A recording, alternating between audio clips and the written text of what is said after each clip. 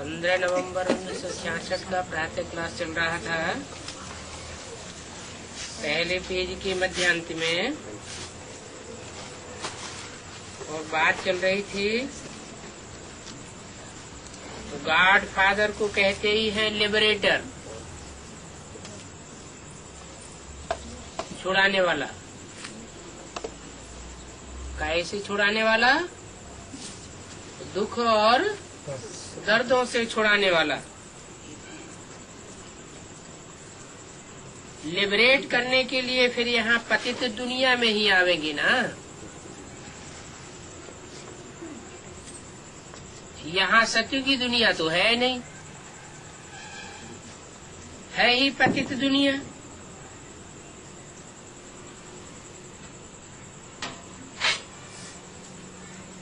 ये दुनिया तमो प्रधान है, पर जब सतो प्रधान बनती है तब नई दुनिया में जा सकते हैं। बाकी जो यहाँ नहीं आते हैं वो सब शांति धाम में रहते हैं। कहाँ नहीं आते हैं?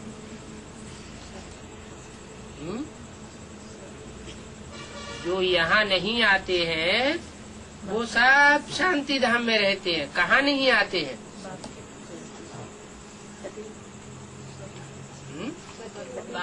यहाँ बाप के सामने नहीं है।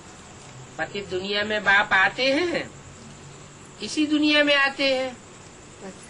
सत्युग में तो आते नहीं है। तो यहाँ जो पतित दुनिया में नहीं आते हैं बाप के सन्मुख, अथवा बाप की फेवर में नहीं आते हैं, अथवा मन बुद्धि से बाप के सन्मुख नहीं आते हैं। एक तो होता है स्थूल शरीर से सन्मुख होना, और दूसरा होता है मन बुद्धि से सन्मुख होना। तो जो यहाँ नहीं आते हैं वो शांति धाम में चले जाते हैं। ये दिल में अच्छी रीति बैठना चाहिए क्या, कि जो मेरे से कुछ न कुछ विमुख रहते हैं, पूरा सन्मुख नहीं होते हैं, तो जितना विमुख रहते हैं उतना ही उनको शांति धाम में बैठना पड़े। जितना मेरे सन्मुख होते हैं उतना ही सुख धाम में आते हैं। कोई तो पूरा 21 जन्म सुख धाम में आवेंगे, कोई फिर नंबरवार हो जाते हैं। ये दिल में अच्छी रीति बैठना चाहिए, तब ही समझेंगे कि हमको इस बाप को याद करना है।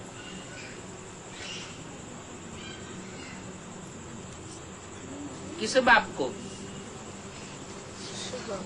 जो इस पतित पुरानी दुनिया से लिबरेट करने आया है,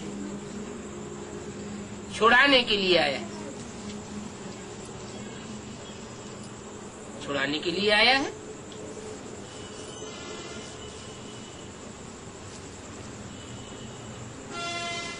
दुनिया से छुड़ाने के लिए आया है, पतित दुनिया से छुड़ाने के लिए आया है। और कोई न छोड़े। जैसे कहते हैं न, पेड़ को पकड़ लिया, पेड़ को पकड़ लिया और फिर कहे ये पेड़ मेरे को नहीं छोड़ता, तो असलियत क्या हुई? पेड़ नहीं छोड़ता या पेड़ को मैं नहीं छोड़ता? छोड़े तो छूटे। इसमें क्या भगवान करेगा और क्या कोई दूसरा करेगा? तो बोला समझेंगे कि इस बाप को हमें याद करना है। किस बाप को याद करना है? जो जिसकी याद हमको छुड़ाने वाली है, लिबरेट करने वाली है, स्वतंत्र बनाने वाली है। नहीं तो क्या होता है, जिसको हम भूलना चाहते हैं वो बार बार याद आ जाता है। कोई देहधारी को याद नहीं करना है। अगर अभी मैं आया हुआ हूँ और फिर भी देहधारियों को याद करते रहेंगे तो क्या घाटा होगा? घाटा क्या होगा? कुछ घाटा होगा या नहीं होगा? जो ऊंची से ऊंची प्राप्ति होनी चाहिए वो ऊंची से ऊंची प्राप्ति नहीं हो पाएगी। बाप तो विदेही है, विमाना विपरीत, देही देह को धारण करने वाले शरीर के विपरीत है। विदेही है माना निराकारी है, वो तो सदा ही शिव है, ज्योति बिंदु है, वो कभी भी देह के बंधन में बंधता नहीं है। इस दुनिया के बंधन में भी नहीं बंधता, इस सृष्टि के चक्कर में भी नहीं आता। 84 के चक्कर में आता है क्या? अगर वो भी 84 के चक्कर में आने लगे तो हमको इस दुनिया से छुड़ाने वाला कोई नहीं है। तो बाप विदेही है और सब का पिता है। कोई भी आत्मा ऐसी नहीं है जिसका वह पिता न हो। क्या जन्म देता है? आत्मा को जन्म नहीं देता। आत्मा जन्म नहीं लेती, मरती नहीं। आत्मा तो अजर अमर अविनाशी है, लेकिन आत्मा अपने स्वरूप को भूल जाती है। जब भूल जाती है और समझती है कि मैं ये देह हूँ, मैं ये पुतला हूँ, देह में अटैचमेंट लग जाता है। अपनी देह में भी अटैचमेंट लगता है और दूसरे की देह में भी अटैचमेंट लगता है। तो देह चाहे अपनी हो चाहे देह के संबंधी हो, उनमें जहाँ अटैचमेंट लगता है तो उसको डिटैच कराने के लिए उस विदेही बाप को याद करना पड़ेगा। और याद कोई चीज कब आती है?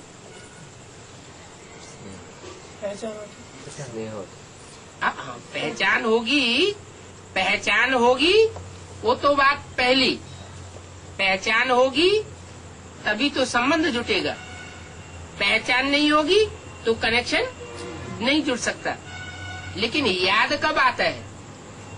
चक्कर में। जैसे आंखों से जो चीज देखी जाती है तो याद आती है। तो सिर्फ क्या आंख इंद्रिय की ही बात है कि आंख से जो देखा जाएगा वो ही याद आएगा? और इंद्रियों से जो रसना ली जाती है वो रसना याद नहीं आती है क्या? जीव ने रसगुल्ले का स्वाद लिया, वो याद आता है कि नहीं याद आता है? याद आता है। तो जो भी कर्मेंद्रिय हैं, उन कर्मेंद्रियों से जो भी स्वाद लिया जाता है वो याद जरूर आता है। अब परमात्मा कैसे याद आएगा? वो तो भी देह ही है, उसको अपनी देह है ही नहीं, वो देह के बंधन में बंधता ही नहीं, फिर याद कैसे आएगा? है? वो देही विदेही है। देही माना देह को धारण करने वाली आत्मा है। धारण तो कर सकती है, भूत प्रेत प्रवेश कर सकते हैं, तो क्या भगवान प्रवेश नहीं कर सकता? गीता में भी अक्षर आया हुआ है, प्रवेश तुम, मैं प्रवेश करने योग्य हूँ। तो जब मैं प्रवेश कर सकता हूँ तो क्यों नहीं प्रवेश करूंगा? किसमें प्रवेश करूंगा? उसमें प्रवेश करूंगा जो मनु की पहली औलाद है, ब्रह्मा। मनु कहा जाता है ब्रह्मा को। जो ब्रह्मा की पहली औलाद है, मैं उसमें प्रवेश करता हूँ। जो ब्रह्मा की पहली औलाद, वो पहला ब्राह्मण। पहला ब्राह्मण सो पहला देवता, पहला देवता सो पहला क्षत्रिय, सो पहला वैश्य, सो पहला शूद्र, और वही फिर पहला ब्राह्मण बनता है। तो मैं उस पहले में प्रवेश करता हूँ जिसको कहते हैं अलफ। बे में नहीं मुकर्रर रूप से प्रवेश करता हूँ, अलफ में आकर के मैं अल्लाह बनता हूँ। अल्लाह माने सबसे ऊंच। ऊंच और नीच की बात निराकारी दुनिया की बात है या इस साकारी दुनिया की बात है? साकारी दुनिया में नीच और ऊंच होते हैं। तो इस साकारी दुनिया में मैं उस अव्वल में प्रवेश करके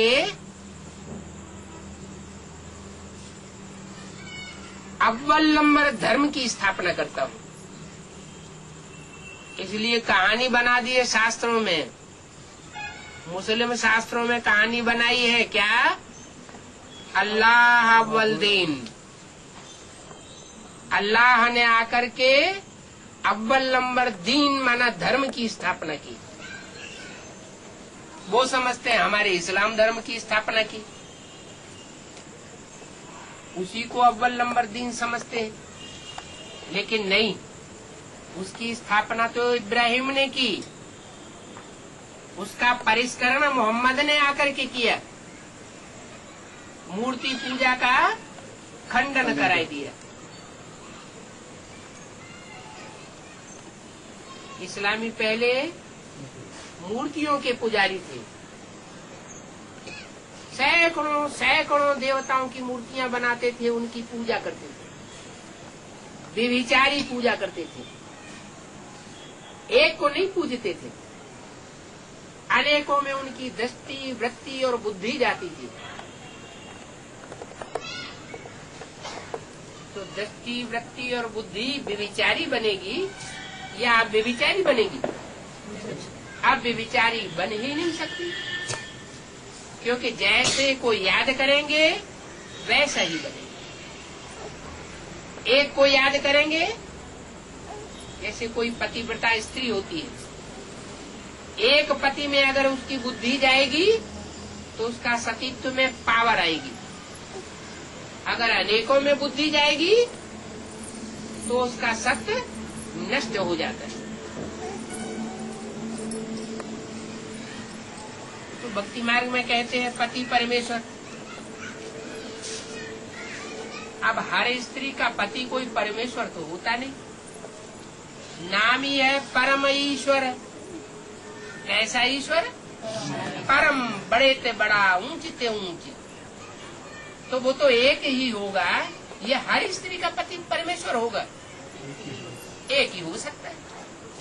और वो एक जो परमेश्वर है वो परम पिता भी है, परम ईश्वर है, परम पति भी है। वो पिताओं का भी पिता है और पतियों का भी पति है। कब? जब ये सृष्टि बिल्कुल पतित बन जाती है, तब वो आकर के हम आत्माओं के साथ अनेक प्रकार के संबंध जोड़ता है। जिस आत्मा को जिस तरह की जो भी प्यास हो, सब की आकर के इच्छा पूर्ण करता है। लेकिन इच्छाओं में जितना ही व्यभिचार होता है, उतनी ही प्राप्ति में कमी हो जाती है। और जितना अव्यभिचारी इच्छाएं होती है, उतनी ही प्राप्ति जास्ती होती है। कोई तो विश्व का मालिक बन जाता है, विश्व की मालिकिन बन जाती है, और कोई आत्माएं नई दुनिया में जाकर के चांडाल का पद पाती। तो कौन सा पद पाना चाहिए? ऊंचते ऊंचे बाप आया हुआ है, तो ऊंचते ऊंचे बाप के बच्चे भी कैसे होने चाहिए? ऊंचते ऊंचे होने चाहिए। ऊंचते ऊंचे वर्षा प्राप्त करना चाहिए। नीची कैटेगरी की प्राप्ति हम क्यों करें? तो नंबर बन जाते हैं। कोई आत्माएं 84 जन्मों का पूरा सुख भोगती है, सिर्फ आखिरी जन्म में थोड़े समय के लिए जाकर गिरती है। क्योंकि थोड़े समय के लिए भी अगर गिरना नहीं होगा तो फिर उठना कैसे होगा? रात नहीं होगी तो दिन का कोई मूल्य नहीं होगा। दुख नहीं होगा तो सुख का कोई मूल्य नहीं होगा। जिसने अपने जीवन में कभी दुख देखा ही ना हो,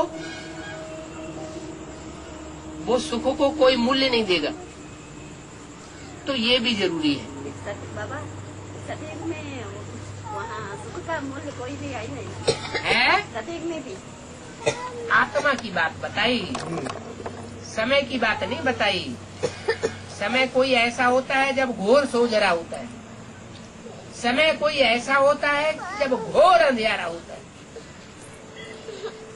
सूर्य भी रात्रि के 12 बजे एकदम अपोजिट में चला जाता है। रोशनी का नाम निशान नहीं।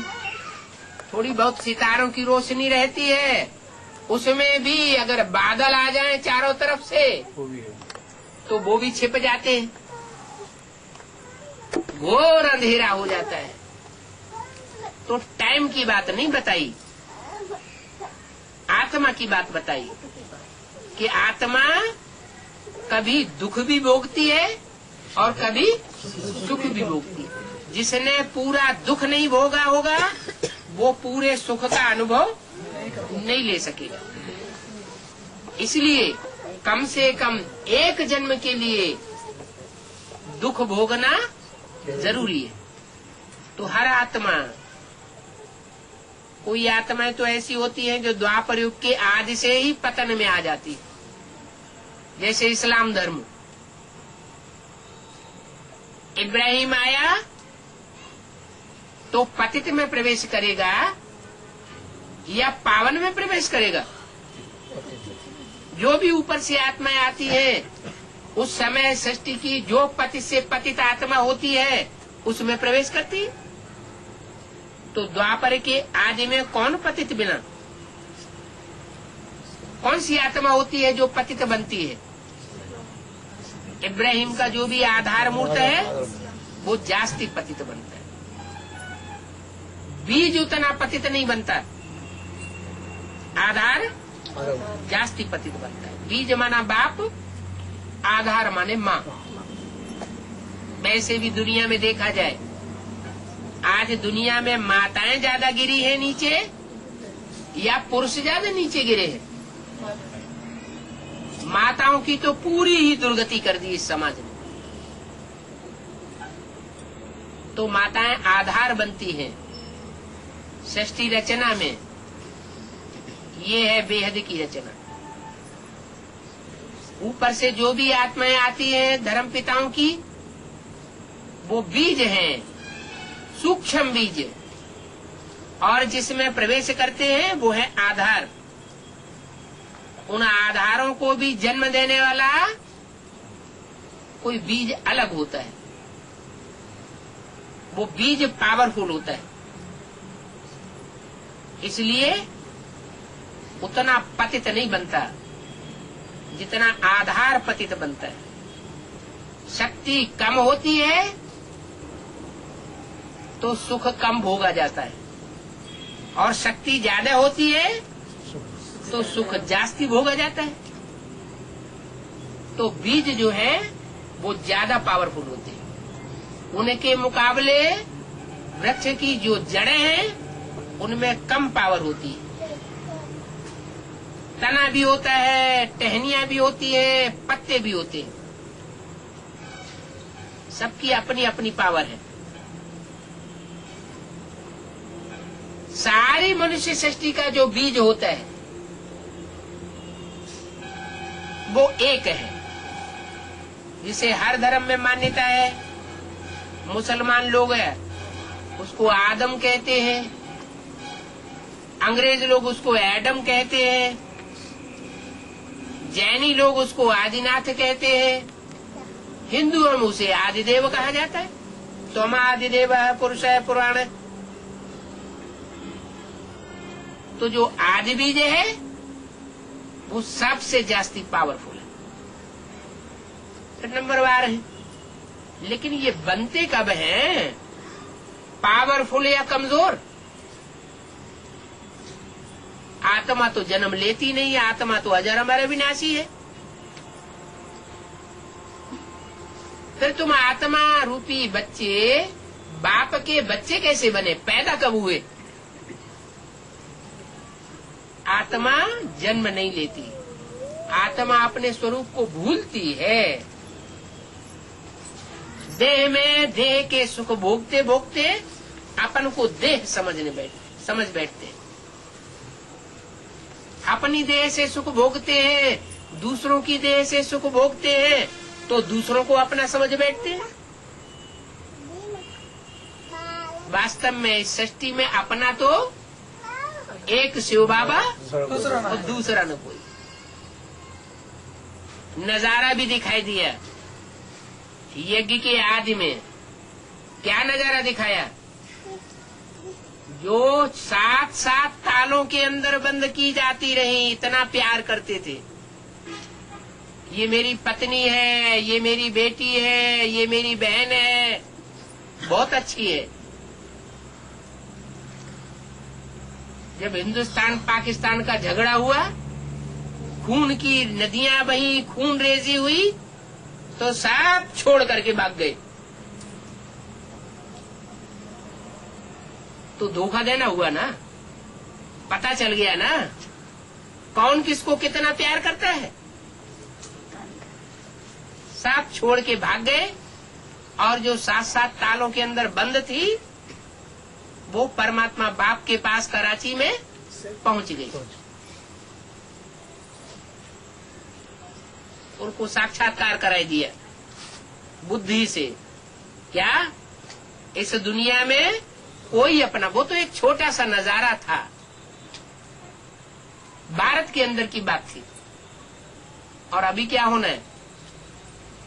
सारी दुनिया। अभी तो बड़ा खेल होने वाला है। इतना बड़ा खेल होगा कि जिसमें बाप बाप नहीं रहेगा, माँ माँ नहीं रहेगी। आज की भी दुनिया में देखा जा रहा है, अखबारों में भी छप चुका है। वहां जाके दरियाफ्त भी कर सकते हैं। उड़ीसा में ऐसा अकाल पड़ता है कभी कभी कि माताएं अपने बच्चों को बेच देती हैं कसाईयों को, और वो होटल में ले जाके उनको काट देते हैं। उनका गोश्त परोसा जाता है और वो अपना पेट भरती है उन पैसों से। तो संबंध कहाँ गए? कोई संबंध रहा? इस दुनिया के सारे संबंध झूठे हो गए। अब सारे संबंध झूठे हो गए तो बाप क्यों सर्व संबंधी बन करके आया हुआ है?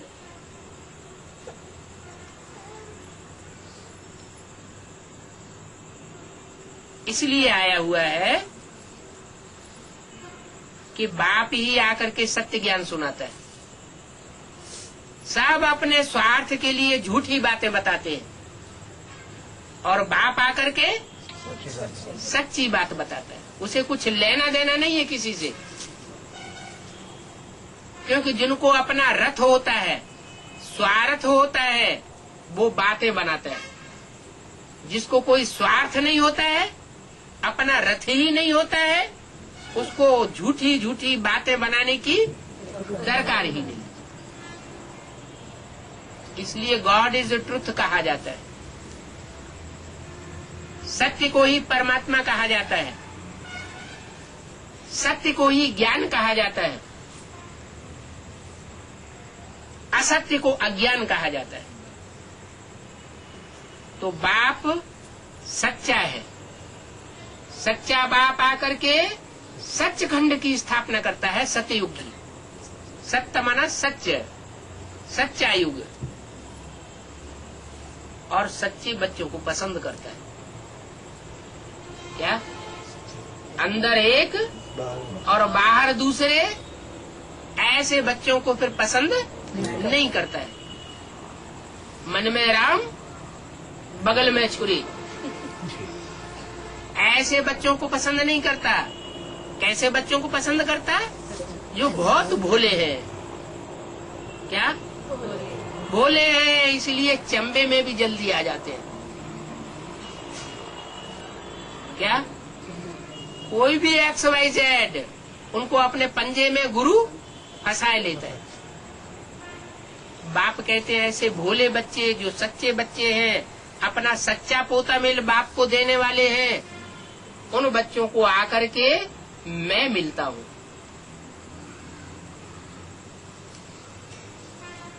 गायन है घर बैठे भगवान मिला।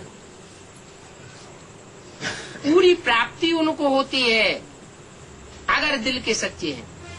सच्चे दिल पर साहब राजी। उसे सच्चाई बहुत प्रिय है। क्यों? सच्चे को सच्चाई प्रिय है और झूठे को झूठी बात प्रिय होती है। पानी पानी में जाके मिलता है, दूध दूध में जाके मिलता है, कीचड़ कीचड़ में जाके मिलता है। जो जैसी आत्मा होती है वैसी ही रचना बनाती है। इस्लाम धर्म की आत्मा होगी तो क्या रचेगी? इस्लाम धर्म की आत्मा रचेगी, इस्लाम धर्म का पाठधारी बनाएगी। सूर्यवंशी आत्मा होगी तो सूर्य जैसा बनाएगी। चंद्रवंशी आत्मा होगी तो चंद्रवंशी बनाएगी। तो जो जैसा होता है वैसा बनाता है। लेकिन सुप्रीम सोल क्या बनाने आया है? वो भी तो निराकारी है। क्या है? निराकारी है। तो क्या बनाएगा? निराकारी बना देगा। निराकारी माना निर्विकारी, निर्विकारी माना निरहंकारी। कोई देह का अहंकार नहीं। देह से ममत्व ही छुड़ाए देगा। देह से जो अटैचमेंट है, चाहे अपनी देह हो चाहे पराई देह हो, अगर उसे अटैचमेंट छुड़ाए दे तो क्या कहेंगे? क्या बन गए? निराकारी बन गए। अब उस दौड़ में, उस पढ़ाई में जो जितना आगे जाता है निराकारी बनने में, वो उतना ही पहले नंबर ले लेता है। अभी लास्ट चांस है। क्या? टू लेट का बोर्ड लगने वाला है। लगने वाला है या लग चुका है पहले ही? है? लगने वाला है। और सन 76 के लिए विनाश की घोषणा की थी और लक्ष्मी नारायण की प्रत्यक्षता की घोषणा की थी, वो कहाँ गई? बोला था आज से 10 वर्ष कम 5000 वर्ष हुए जब लक्ष्मी नारायण का जन्म हुआ। तो कौन से सन के लिए बोला? 76 के लिए बोला। तो 76 में जो ऊंचे से ऊंचे पाठधारी है, क्या वो प्रत्यक्ष नहीं हुए? प्रत्यक्ष हुए। तो उस फर्स्ट पार्ट के लिए टू लेट का बोर्ड लगा या नहीं लगा? लग गया। वो तो दुनिया का पहला जोड़ा हुआ। उसके बाद दो आत्माओं की प्रत्यक्षता तो हुई, टू लेट का बोर्ड लग गया। उसके बाद तीसरे के लिए भी बोलना शुरू किया। पहले बोलते थे 2 सीट भर गई है, फिर बोला 3 सीट फिक्स हो गई है। तो तीसरी सीट कौन सी हुई?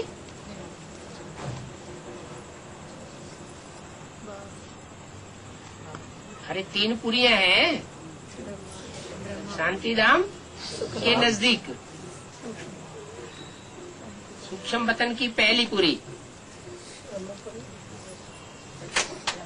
और एक सबसे नीची पुरी 5 प्रकृति के तत्वों के बिल्कुल नजदीक, दुखधाम के नजदीक, साकार दुनिया के नजदीक। सबसे नीचे की पुरी ब्रह्मापुरी, और एक है बीच की, न ऊपर न नीचे, तो वो हो गई न्यूट्रल। अब जो न्यूट्रल है वो लफुल भी है तो लाफुल भी है। जैसे तराजू का कांटा होता है, कांटा अगर एक तरफ झुक जाता है तो बैलेंस नहीं माना जाता, अगर किसी तरफ झुका हुआ नहीं है तो बैलेंस्ड है। यही हमारे जीवन का लक्ष्य है। क्या? कि दुख सुख में समान हो जाए, दुख दुख अनुभव न हो, दुखी न हो, और सुख सुख अनुभव न हो। जैसे सुखी आदमी ज्यादा हो जाता है तो बहुत उछलता है, तो उछलने वाली बात भी खत्म। सुख दुखे समय कृत्वा, जैसे मनुष्यों ने बनाई दी है गीता। और गीता पढ़ाई किसने? भगवान ने पढ़ाई। कब पढ़ाई? कलयुग के अंत में पढ़ाई। यही पढ़ाई पढ़ाने आया हुआ है। क्या? कि जीवन को बैलेंस वाला बनाओ। ये हमारे जीवन का लक्ष्य है, विष्णु फरिश्ता बनना, नर से नारायण और नारी से लक्ष्मी बनना। तो उस पहले के लिए तो टू लेट का बोर्ड लग चुका। उसके बाद अभी 3 आत्माएं, उनके लिए भी टू लेट का बोर्ड हुआ। 3 के बाद अष्टदेव। अभी 2 साल से अव्यक्त वाणी में लगातार उन अष्टदेवों के बारे में बोला जा रहा है। उनका भी कोई टाइम होगा या नहीं होगा?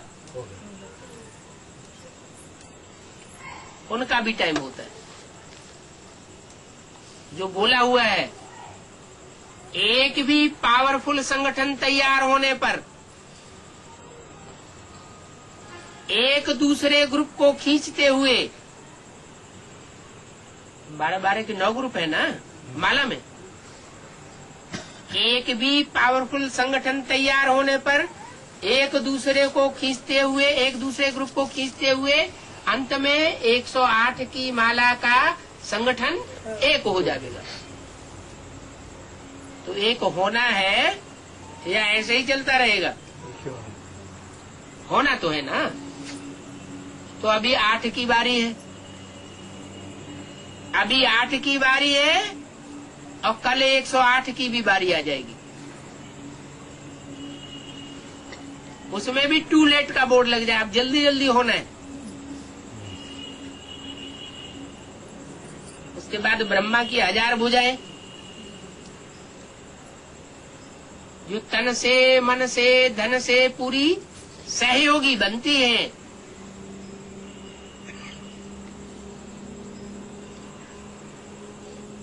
तो वो भी चांस पूरा होना है। फिर 16,108 राज परिवार में आने वाले वो भी प्रत्यक्षता जल्दी होनी है। अब तो 2/3 टाइम तो गुजर गया। कितने वर्ष पूरे हो गए? सन 36-37 से लेकर के 2005 तक कितने वर्ष हुए हैं? 70 आज 69 ईयर्स पूरे होने जा रहे हैं। उसमें भी राधा कृष्ण जैसे बच्चों का जब जन्म होना शुरू हो जाएगा, उस समय तो पुरुषार्थ करने जैसी कोई बात ही नहीं रहेगी। अभी है पुरुषार्थ करने की बात, क्योंकि अभी 500 करोड़ की दुनिया भी मौजूद है। 500 करोड़ की दुनिया के संग के रंग में आते हुए फिर हम तीव्र पुरुषार्थ करें, भगवान की ओर आगे बढ़ने का, तो प्राप्ति ज्यादा है। क्योंकि अभी बाप गुप्त है। गुप्त को जिसने पहचान लिया वो ही पक्का पुरुषार्थी।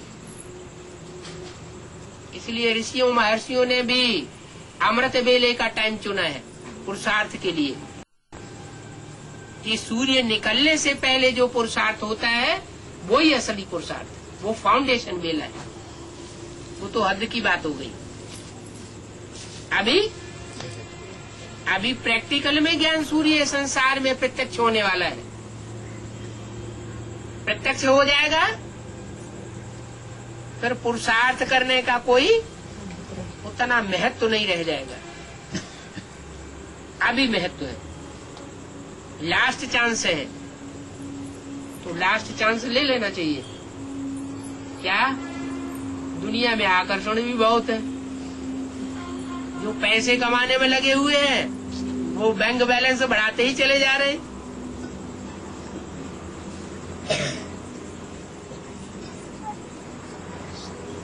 दुनिया में महल माड़ियां अटारियों की संख्या बढ़ती ही चली जा रही। बाप कहते हैं ये 100-150 साल का अंतिम पंप एंड शो है माया का। पहले इतनी महलमाड़ियां अटारियां और इतना आकर्षण माया का नहीं था। साइंस के इतने जो साधन निकलते चले जा रहे हैं वो इतना आकर्षण करने वाले नहीं थे।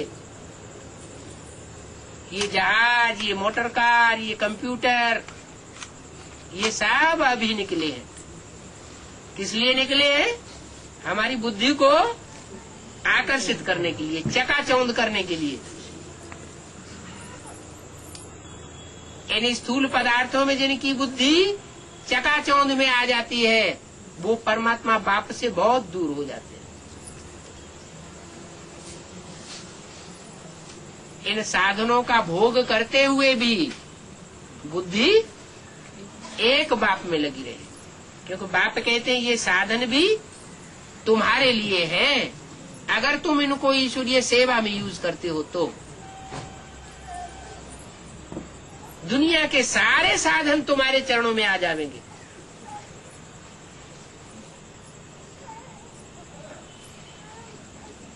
यज्ञ की कल वाली जो दीदी दादियां दादाएं जो काखागा नहीं जानते हैं, लौकिक पढ़ाई का जानते थे, उनको हवाई जहाज अब क्या बड़ी चीज रह गई। कोई बहुत बड़ा साधन हो गया उनके लिए? नहीं। ये मर्तबा कहाँ से आया है? ईश्वरीय नॉलेज का बेसिक पाठ ही पढ़ा ना, तो बेसिक पाठ में भी इतना मान मर्तबा, इतनी हद की प्राप्ति, तो जो संपूर्ण पढ़ाई है वो पढ़ेंगे तो उनको कितनी प्राप्ति होगी। लेकिन संपूर्ण पढ़ाई पढ़ने में भी भाषा आड़े आ जाती है।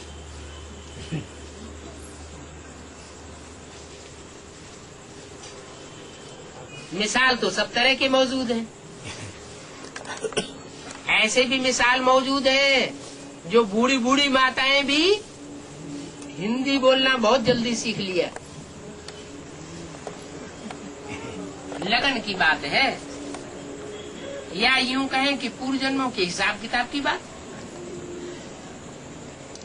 पूर्व जन्मों में जिन्होंने 63 जन्म उत्तर भारत में जास्ती जन्म लिए होंगे रामकृष्ण वाली आत्माओं के साथ, कारण या कारण कुछ ऐसी बात हुई जिससे वो आखिरी जन्म में जाकर के दक्षिण भारत में जन्म लेते हैं या विदेश में जन्म लेते हैं आखिरी जन्म में। तो क्या वो अपने पूर्व जन्म के संस्कारों के आधार पर उस एक ही जन्म में मेहनत करके हिंदी नहीं सीख सकते? सीख लेते, क्योंकि उनका अनेक जन्म का लगाव लगा पड़ा है। तो उनमें दृढ़ता आ जाती है और दृढ़ता सब कुछ करा लेती है। दक्षिण भारत की माताएं भी अगर इस बात पर दृढ़ हो जाएं कि हमें रोज क्लास करना है, संगठन में बैठना है और हिंदी ही बोलनी है, दूसरी भाषा क्लास में नहीं बोलनी है।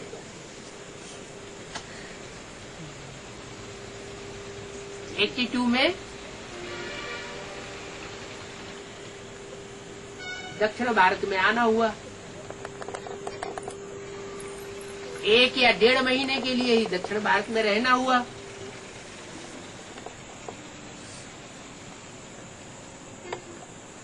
अंग्रेजी बोलना बिल्कुल नहीं आता था और तमिलनाडु में कोई हिंदी बोलता ही नहीं था। उस समय कर्नाटक में भी कोई हिंदी नहीं बोलता था। तो 1.5 महीने के अंदर अंग्रेजी बोलना शुरू कर दिया, क्योंकि जब कोई और रास्ता ही नहीं है तो वो जो वर्डिंग्स थोड़े बहुत हैं अपने पास उन्हीं से काम चलाना पड़े।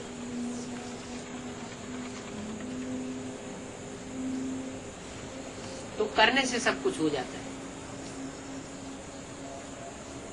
ऐसी सोसाइटी हमको बनानी है कि उस सोसाइटी में मूव करने से भाषा जल्दी आ जाए।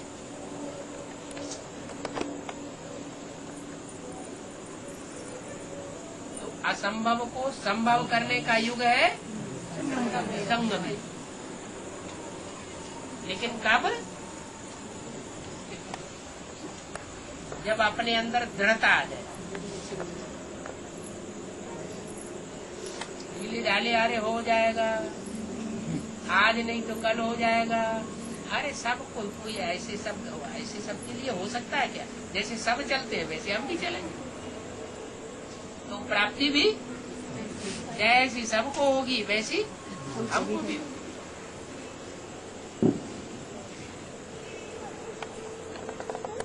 तो बोला विदेही बाप सबका पिता है और सबको विदेही बना करके छोड़ेगा। सबको निराकारी स्टेज में जाना है। जो जितनी जल्दी निराकारी स्टेज में जाएगा, देह और देह के संबंधों से परे हो जाएगा। 500 करोड़ का जो माला का मणका है वो नंबर फिक्स क्या 500-700 करोड़ रुद्रमाला है, बड़ी तो बड़ी।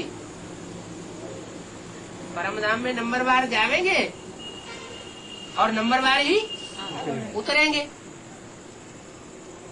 तो जो जितनी जल्दी निराकारी स्टेज को धारण करेगा, माने देह और देह के संबंधों से परे जावेगा, वो उतना ही माला में पहला नंबर, ऊंचा नंबर ले जावेगा। और जो जितना ऊंचा नंबर लेगा वो उतना ही ऊंचा जन्म जन्मांतर का सुख भी भोगेगा। क्या नीचा मणका तो नीचा सुख परसेंटेज में, और ऊंचा मन का तो ऊंचा सुख परसेंटेज में। पहले जन्म की जो प्रजा होगी 9 लाख प्रजा होगी ना सतयुग में, वो प्रजा की भी कोई विशेषता होती है। उनमें भी जो 4.5 लाख होंगे जन्म देने वाले, उनकी तो विशेषता की बात ही मत पूछो। क्यों? क्योंकि वो तो चढ़ती कला के पुरुषार्थी हैं। 4.5 लाख बच्चे जो जन्म लेंगे वो तो उतरती कला में जन्म लेंगे। क्या उनका जन्म लेना कौन से युग में होगा? जब दुनिया की कलाएं उतरने लगेंगी। और उनको जन्म देने वाले जब तक जिएंगे तब तक उनकी चढ़ती ही चढ़ती कला होनी है, उतरती कला नहीं होगी। तो उनमें संस्कार कौन से पड़ गए? जो भी 63 जन्म होंगे, उन 63 जन्मों में भी उनके संस्कार चढ़ने के पड़े हुए हैं, उतरने के नहीं पड़े हुए हैं। उनमें भी फिर नंबरवार हैं। कोई पहले निराकारी बनते हैं, कोई बाद में निराकारी बनते हैं। जो 1 लाख है पहले, जो यज्ञ रुद्र यज्ञ रचे जाते हैं तो वो लाख मण के तैयार किए जाते हैं और उनकी पूजा होती है। जरूर उनमें विशेषता है। जो ज्ञान उन्होंने धारण किया है वो ज्ञान और 9 लाख मणकों ने, 8 लाख मणकों ने धारण नहीं किया, क्योंकि वो सूर्यवंशी मणके सूर्यवंश की लिस्ट में आते हैं। दूसरे वंश की आत्माएं उनका ज्ञान में मुकाबला नहीं कर सकती। यहाँ का ईश्वरीय ज्ञान जन्म जन्मांतर का स्थूल धन बन जाएगा। क्या? जो यहाँ जितना ही ईश्वरीय ज्ञान को धारण करने वाला बनेगा, उतना ही जन्म जन्मांतर का स्थूल धन का स्वामी बन जाएगा। तो सबसे ज्यादा साहूकार कौन बनेंगे? है राम राजा राम प्रजा राम साहूकार। वो सूर्यवंशी बच्चे जन्म जन्मांतर के साहूकार बनेंगे। हाँ, अंतिम जन्म में तो नीचे गिरना ही होता है। उसमें भी बाप कहता है, बच्चे मेरा पार्ट तो अलग है, मैं तो सबका बाप हूँ, गरीबों का भी बाप हूँ, क्योंकि गरीब निवाज बन करके मुझे आना है। लेकिन अंतिम जन्म में भी तुम बच्चे मेरे से ज्यादा धनवान होते हो।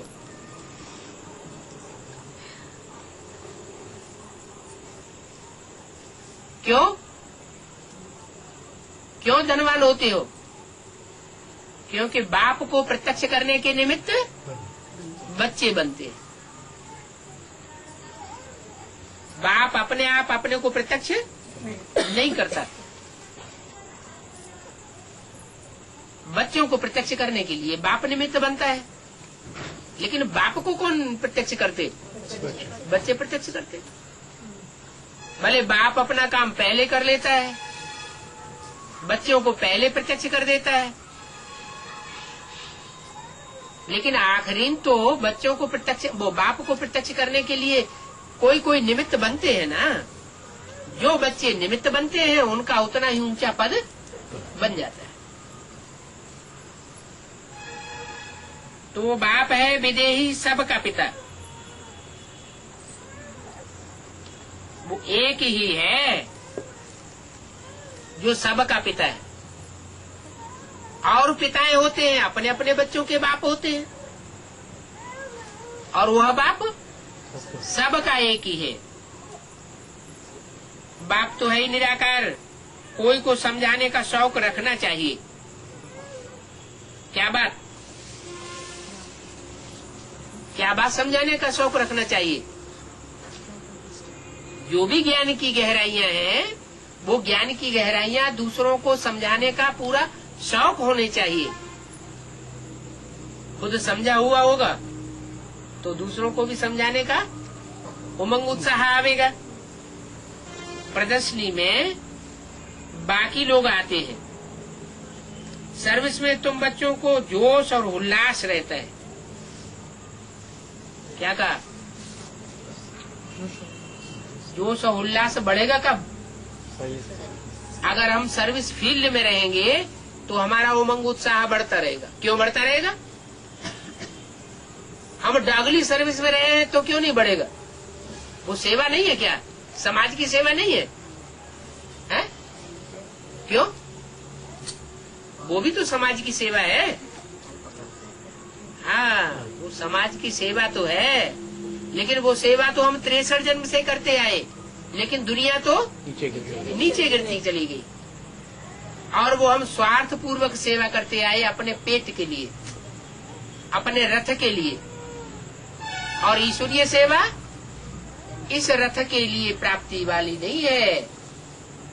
ईश्वरीय सेवा भविष्य 21 जन्मों के लिए है, और भविष्य 21 जन्मों के आधार पर 63 जन्मों का भी हिसाब किताब ऑटोमेटिक बन जाता है।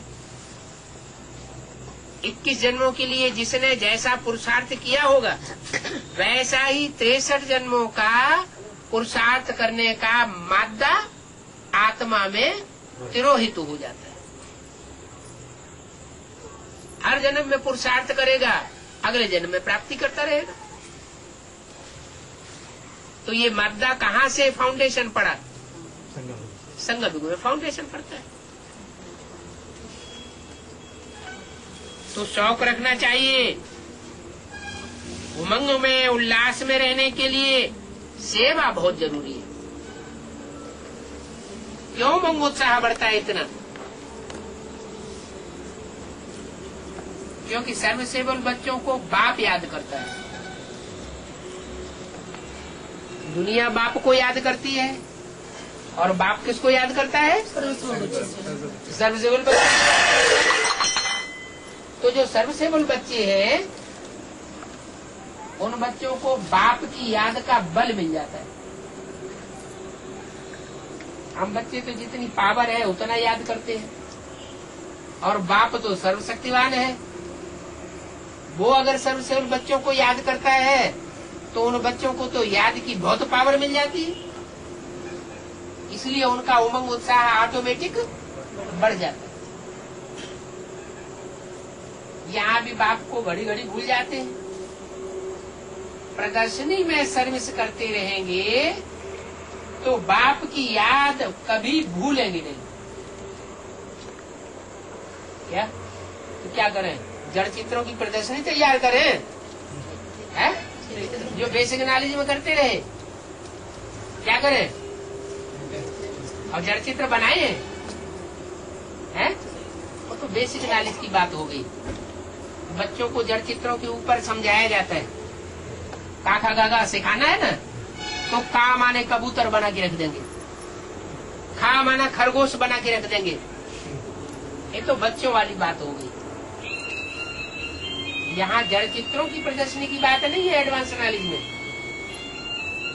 कौन सी प्रदर्शनी दिखानी है? चैतन्य चित्रों की प्रदर्शनी।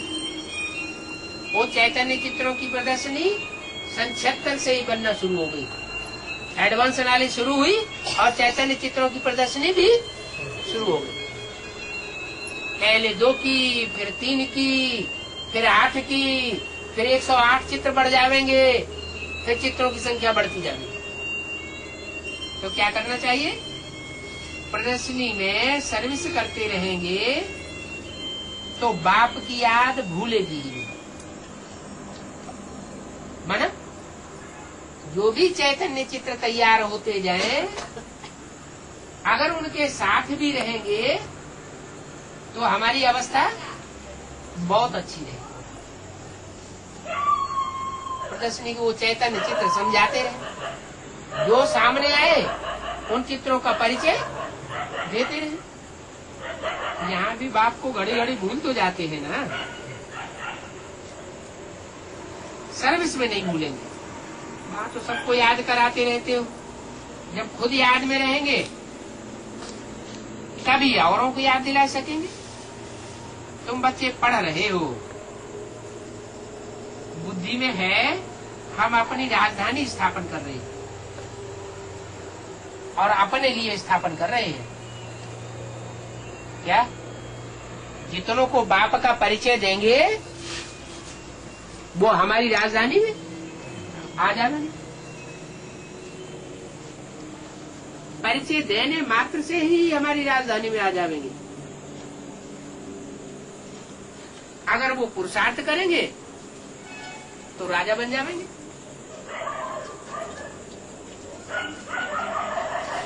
अपनी राजधानी तुम स्थापन कर रहे हो, ये याद रहने से तुमको बहुत जोश रहेगा कि जल्दी से जल्दी हम अपनी बड़ी से बड़ी राजाई स्थापन कर लें। बाप को भूलने से गलती हो जाती है। क्या बाप कब भूलता है? बुद्धि में से कब निकल जाता है? जब दूसरों को हम नजदीक लाते हैं तो बाप की याद, बाप अपने कहता है चलो भैया इनको जुड़ने दो, हम अपना दूसरा रास्ता पकड़े।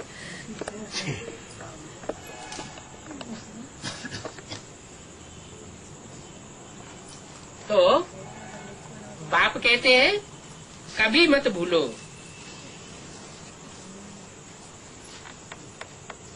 गलतियां फिर होंगी नहीं। अभूल बनेंगे तो गलती नहीं होगी। देवताओं से भूल नहीं होती और मनुष्यों से भूल होती है। मनुष्य भूलों का पुतला है। क्यों? क्योंकि मन को कंट्रोल नहीं कर पाता। मन रूपी घोड़ा लगाम से कंट्रोल से बाहर हो जाता है, उसको कहते हैं मनुष्य। अगर मन को कंट्रोल कर लिया तो देवता बन जाता है। तीन मूर्तियों में मन कौन है? ब्रह्मा। मन को कौन कंट्रोल करेगा? बुद्धि। बुद्धि कहती है ना ये करना चाहिए, ये नहीं करना चाहिए, ये श्रेष्ठ है, इसका संग करना चाहिए, ये निष्कष्ट है, इसका संग नहीं करना चाहिए, ये धोखेबाज है, इसका संग करना चाहिए, ये सदा का दोस्त है, इसका संग करना चाहिए। तो बुद्धि फैसला कर देती है क्या राइट है, क्या रंग है। बुद्धि को हम अगर आगे रखेंगे तो जजमेंट सही होगा। क्यों? क्योंकि हर मनुष्य आत्मा को जन्म से ही बुद्धि की दात मिली हुई है। ड्रामा प्लेन अनुसार कहो या भगवान से कहो, वो दात मिली हुई है। बहुत बड़ी दात है। ईश्वर की या ड्रामा की बहुत बड़ी देन है जो हरेक को मिली हुई है। क्या? बुद्धि। तो जो ईश्वरीय देन मिली हुई है उस ईश्वरीय देन का उपयोग करना चाहिए ना, उसे काम में लाना चाहिए ना। बुद्धिमानों की बुद्धि है भगवान बाप और हम उसके बच्चे हैं। तो बच्चों को बाप की प्रॉपर्टी यूज करनी चाहिए ना। यूज न करें, ऐसे ही पड़ी पड़ी सड़ती रहे तो ना अपना भाग्य बनेगा, अपना फायदा होगा और न विश्व का कल्याण होगा। तो बुद्धि काम में लानी चाहिए।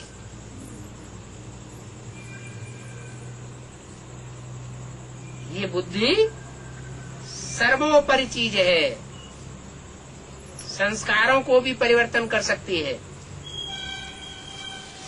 संस्कार भी परिवर्तित होते हैं। जन्म जन्मांतर के संस्कार हैं, कोई में चोरी के संस्कार है, लेकिन बुद्धि से सोच तो सकता है कि ये संस्कार कैसे पक्का हो गया। एक बार चोरी करता है, बुद्धि तीव्र गति से उसका विरोध करती है, ऐसा नहीं करना है। फिर दूसरी बार चोरी कर लेता है तो थोड़ी तीव्रता घट जाती है। फिर तीसरी बार चोरी कर लेता है फिर बुद्धि की तीव्रता और घट जाती है। फिर 4 बार, 5 बार, 8 बार, 10 बार फिर चोरी की आदत पड़ जाती है। वो आदत जो है वो अंत मते सो गते, चोरों के घर में ही जन्म मिल जाता है। जैसे कसाई का बच्चा है, कसाई के घर में जन्म लेता है, जहाँ पीढ़ियों से गाय काटते चले आ रहे हैं, तो उस घर में जन्म लेने वाला बच्चे की बुद्धि में ये आएगा कि गाय काटना पाप है। जब वो पहली बार गाय काटेगा वो बच्चा, तो उसकी बुद्धि में ये आएगा, बुद्धि उसकी अपोजिशन करेगी कि गाय को नहीं काटना चाहिए, नहीं करेगी, क्योंकि उसके संस्कार पक्के हो चुके हैं। तो फिर बुद्धि काम नहीं करती। अभी बुद्धिमानों की बुद्धि हर बच्चे को मिल रही है, अपनी अपनी बुद्धि है, वो तो हद की है। अभी तो बेहद का बाप आया हुआ है, क्या किस रूप में आया हुआ है? बुद्धिमानों की जो बुद्धि है उस रूप में आया हुआ है, जिसको कहते हैं त्रिनेत्री। तो अपनी अकल काम न करती हो तो क्या करना चाहिए है? अपनी अकल अगर काम नहीं करती है तो जहाँ से अकल मिलती है वहाँ से अकल ले लेना चाहिए। ओम शांति।